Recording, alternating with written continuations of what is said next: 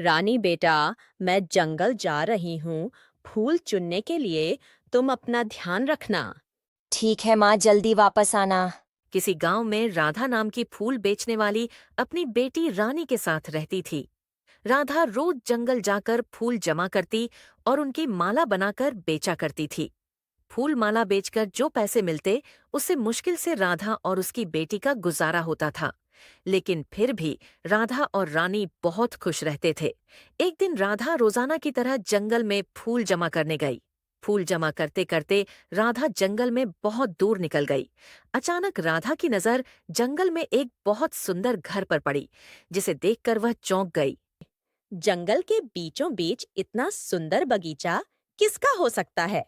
बगीचा की सुंदरता को देखकर राधा खुद को रोक नहीं पाई। उसने बगीचे के पास जाकर देखा तो बगीचे का दरवाजा खुला हुआ था और उसके आसपास हर तरफ बहुत तेज खुशबू फैली हुई थी। राधा से रहा नहीं गया और वह बगीचा के अंदर चली गई। बगीचा के अंदर राधा को एक बहुत सुंदर पेड़ नजर आया, जो फूलों से भरा पड़ा था। उस पेड़ पर निकले फूलों की खुशबू चारों तरफ फैल रही थी। राधा के मन में ख्याल आता है। हूँ। अरे वाह, इतने खुशबूदार फूल मैंने पहले कभी नहीं देखे। क्यों ना आज इन्हीं फूलों से माला बनाऊं। पर न जाने यह किसका घर है। पहले घर के मालिक से फूल तोड़ने की इजाजत ले लूं, फिर फूल तोड़ूंगी। यह सोचकर राधा जोर जोर से आवाज लगाने लगती है। कोई है? कोई है? वह चारों तरफ देखती है, पर कोई भी उसे नजर नहीं आता। तो राधा वापस लौटने लगती है, पर फिर उन फूलों की अनोखी खुशबू राधा को रोक लेती है। राधा से रहा नहीं जाता और वह उस पेड़ से फूल तोड़ लेती है और घर वापस आने लगती है। वापस आते समय राधा जहां जहां से गुजरती है, वह जगह उन फूलों की खुशबू से महक उठती है। राधा घर पहुंचती है तो रानी सोई हुई थी, लेकिन फूलों की महक से वह भी उठ जाती है। अरे, इतने खुशबूदार फूल आपको कहाँ मिले? इनकी तो खुशबू ही अलग है।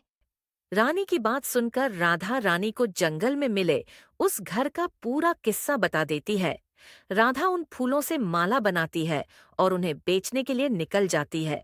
राधा जहां जहां से अपनी फूल माला लेकर गुजरती है, वह जगह खुशबू से भर जाती है। अरे राधा बहन, आज तो तुम्हारी फूल माला की खुशबू ही अलग है। लाओ, मुझे दे दो एक फूल माला। इसी तरह एक एक करके राधा की सारी फूल मालाएं तुरंत बिक जाती हैं और राधा अपने घर वापस आ जाती है। राधा को जल्दी घर आया देख रानी पूछती है। क्या हुआ माँ? आज आप इतनी जल्दी वापस कैसे आ गईं? रानी बेटा, आज मेरी सारी फूल मालाएं बहुत जल्दी बिक गईं।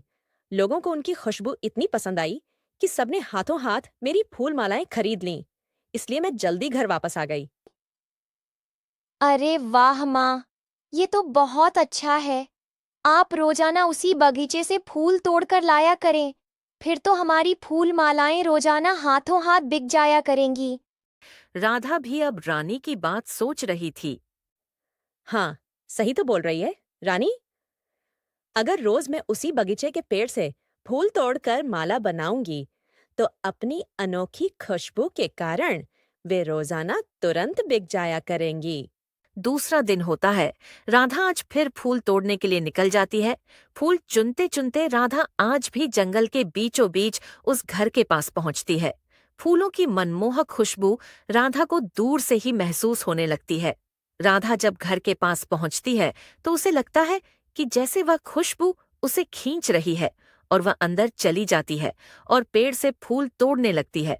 फूल तोड़कर जब राधा जाने लगती है तो उसे ख्याल आता है कि इतना सुंदर और खुशबूदार फूलों का पेड़ है, पता नहीं कोई इसे पानी देता भी है या नहीं।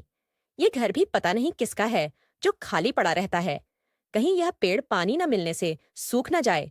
क्यों ना मैं इसे पानी दे दूं, जिससे यह हमेशा हरा भरा रहे। यह सोचकर राधा अपने आसपास पानी देखने लगती है। तभी उसकी नजर पास में रखे दो कलशों पर पड़ती है। वह उन कलशों में झांक कर देखती है तो उनमें से एक कलश में पानी भरा होता है। राधा वह कलश उठाकर उस पेड़ पर पानी डालना शुरू कर देती है। पानी पड़ते ही वह पेड़ एक सुंदर स्त्री में बदल जाता है। ये देखकर राधा की आंखें खुली की खुली रह जाती हैं और वह डर के मारे कांपने लगती है। तभी वह सुंदर लड़की बोलती है, डरो मत राधा, तुमने मेरी मदद की है। मैं तुम्हारी एहसानमंद हूँ। राधा ने उत्सुकता से पूछा, तुम कौन हो? मेरा नाम मालती है। मालती, तुम कोई चुड़ैल या राक्षसी हो? ना, मैं कोई चुड़ैल हूँ, नहीं राक्षसी। मैं तुम्हारी तरह एक इंसान हूँ। लेकिन तुम पेड़ कैसे बन गई? मेरा भी एक सुंदर सा परिवार था, जिसमें मैं अपने माता पिता के साथ रहती थी। बचपन में एक चुड़ैल ने मुझे चुपके से मेरे माता पिता के पास से चुरा लिया और यहाँ ले आई। वह चुड़ैल रोज पानी भरे 2 कलश लेती है और अपनी शक्तियों से उन कलशों के पानी को जादुई बना देती है। वह सुबह सूरज निकलने से पहले यहाँ से चली जाती है और जाने से पहले मुझ पर एक कलश का पानी डाल देती है, जिससे मैं एक पेड़ बन जाती हूँ। शाम को सूरज ढलने के बाद जब वह चुड़ैल वापस आती है, तो मुझ पर दूसरे कलश का पानी डालती है, जिससे मैं वापस एक लड़की बन जाती हूँ। फिर मैं पूरी रात उस चुड़ैल की सेवा करती हूँ, उसका खाना पकाती हूँ, घर साफ करती हूँ। सुबह को जाते हुए वह मुझे फिर से पेड़ बना देती है। कई सालों से बस यही सिलसिला चल रहा है। आज तुमने मुझ पर जब गलती से वही कलश का पानी डाल दिया जो चुड़ैल मुझे पर शाम को डालने वाली थी, इसलिए मैं लड़की बन गई। मालती की सारी बात सुनकर राधा बोलती है, लेकिन अब तुम आजाद हो, लड़की बन चुकी हो और अभी चुड़ैल भी यहाँ नहीं है। तुम यहाँ से चली जाओ, उस चुड़ैल को भी कुछ पता नहीं चलेगा। चाहो तो तुम मेरे साथ चल सकती हो। नहीं राधा, तुम उस चुड़ैल को नहीं जानती। वह मेरा पीछा कभी नहीं छोड़ेगी। मुझे ढूंढती हुई वह गांव जरूर आएगी और मेरी वजह से तुम भी मुसीबत में पड़ जाओगी। सारी बात सुनकर राधा सोच में पड़ जाती है। उसके दिमाग में एक योजना आती है। वह मालती से कहती है, मैं तुम्हें इस चुड़ैल से हमेशा के लिए छुटकारा दिला सकती हूँ, पर तुम्हें जैसा मैं कहूँ वैसा ही करना होगा। फिर राधा मालती को अपनी योजना बताती है। योजना बताकर राधा घर वापस आ जाती है। राधा को खाली हाथ देखकर रानी पूछती है, अरे माँ, आज आप खाली हाथ कैसे आ गईं? क्या आज आपको कहीं फूल नहीं मिले? नहीं रानी बेटा, आज मेरी तबीयत कुछ ठीक नहीं थी, इसलिए मैं वापस आ गई। अच्छा माँ, आप आराम कीजिए, मैं हाकिम जी से आपकी दवाई ले आती हूँ। अरे नहीं रानी बेटा, मेरी तबीयत इतनी भी खराब नहीं है। तुम आराम से घर में बैठो। यह बोलकर राधा रानी से इधर उधर की बातें करने लगती है, पर असल में वह शाम होने का इंतजार कर रही थी। शाम होते ही राधा रानी को जल्दी से खाना खिलाकर सुला देती है और घर से एक कलश लेकर जंगल की ओर निकल जाती है। कुछ देर चलते चलते राधा चुड़ैल के उस घर तक पहुंच जाती है। वहां मालती उसका इंतजार कर रही थी। घर में पहुंचकर राधा मालती से पूछती है, क्या चुड़ैल आ गई? नहीं, अभी नहीं। बस सूरज डूब गया है, वह आती ही होगी। बहुत अच्छा। यह बोलकर राधा अपने साथ लाए कलश में पानी भरती है और उसी बगीचे में छुपकर बैठ जाती है। मालती भी दूसरी तरफ बैठकर चुड़ैल के आने का इंतजार कर रही होती है। दरवाजे पर आहट होती है। मालती नजर उतारकर देखती है तो सामने चुड़ैल खड़ी थी। मालती को लड़की के रूप में देखकर चुड़ैल आग बबूला हो जाती है। क्या तू लड़की कैसे बन गई? कौन आया था यहाँ? कोई नहीं, यहाँ कोई नहीं आया था। चुड़ैल जोर से चीखने लगती है। मालती डर से कांपने लगती है और डरते डरते बोलती है, दरअसल आज जब आप मुझे पेड़ बनाकर चली गई थी, तो एक हिरन पानी की खोज करता हुआ घर के अंदर आ गया था। उसने जब कलश में पानी देखा तो उसे पीने की कोशिश करने लगा, पर कलश का मुंह छोटा होने के कारण वो पानी पी नहीं पा रहा था। इसी जद्दोजहद में कलश लुढ़क गया और पानी मुझ पर गिर गया और मैं लड़की बन गई। तभी से मैं यहाँ आपके आने का इंतजार कर रही हूँ। मालती की पूरी बात सुनकर चुड़ैल कुछ सोचती है और फिर खुश हो जाती है।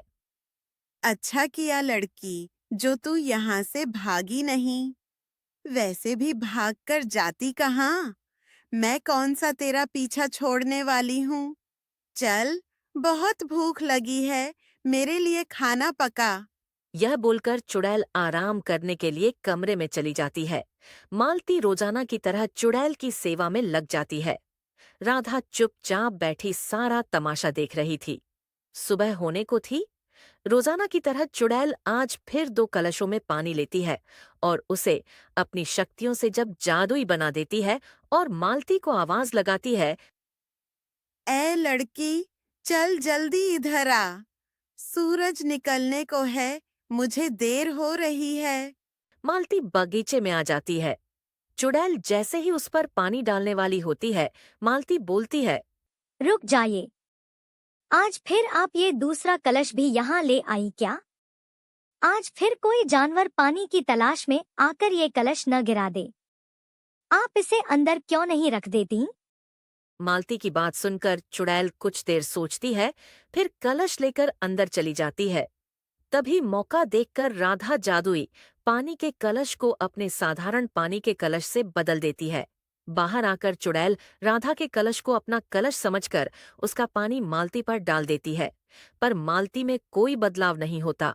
चुड़ैल अभी कुछ समझ भी नहीं पाती कि तभी राधा मौका देखकर जादुई कलश का पानी चुड़ैल पर डाल देती है और देखते ही देखते चुड़ैल एक सूखे, बेजान, बदसूरत पेड़ में बदल जाती है। चुड़ैल के पेड़ में बदलते ही वह घर भी खंडहर बन जाता है और बगीचा एक चरागाह में बदल जाता है। यह देख राधा मालती से बोलती है, लो बहन, अब तुम्हें हमेशा के लिए इस चुड़ैल से छुटकारा मिल गया। अब तुम सुकून से अपनी जिंदगी जी सकती हो। यह तुम्हें कभी परेशान नहीं करेगी। मालती और राधा खुशी खुशी वहां से चल देती है। जाते हुए राधा चुड़ैल का वह जादुई पानी का कलश उठा लेती है जो उसने अंदर ले जाकर रखा था।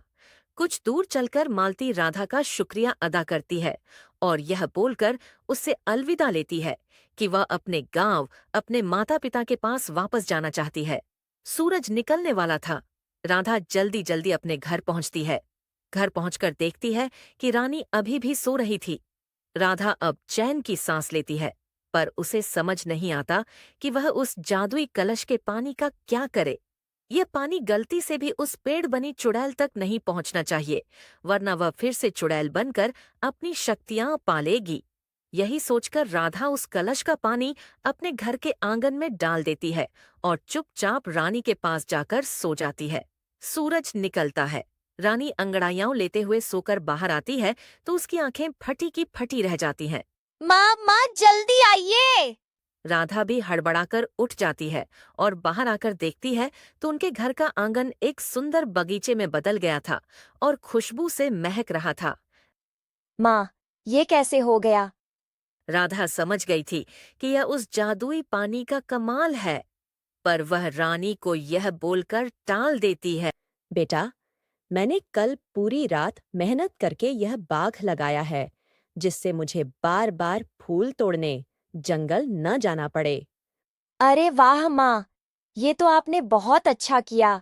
यह बोलकर रानी राधा से लिपट जाती है। राधा अपने बगीचे से फूल लेकर रोज फूल माला बेचती है और राधा और रानी खुशी से अपना जीवन बिताते हैं।